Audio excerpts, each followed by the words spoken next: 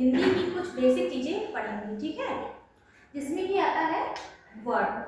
पहला है word. Word किसे कहते हैं?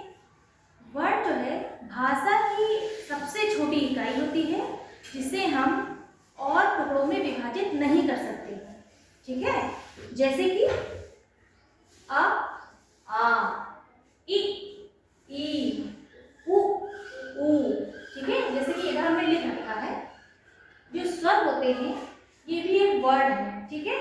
इनको हम और टुकड़ों में विभाजित नहीं कर सकते हैं, ठीक है। तो ये क्या कहलाएंगे? वर्ड। क्या कहलाएंगे? वर्ड। वर्ड। अगला है वर्णमाला। क्या है? वर्णमाला। और वर्णमाला किसे कहते हैं?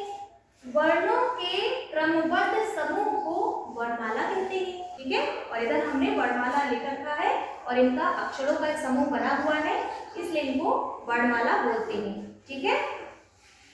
अगला है स्वर, ठीक है, जिन्हें बोलने के लिए अन्य वर्ण की आवश्यकता नहीं होती है। यहाँ पे देखो सभी लोग, ये स्वर लिखा हुआ है, ठीक है। स्वर में देखो आ से लेके आहा तक लिखा हुआ है। इन्हें बोलने के लिए हमें किसी और वर्ण की आवश्यकता नहीं होती है, ठीक है। इसको जब हम बोलेंगे तो किसी और की हमें जरूरत नहीं होती है, किसी की मदद की जरूरत नहीं होती है।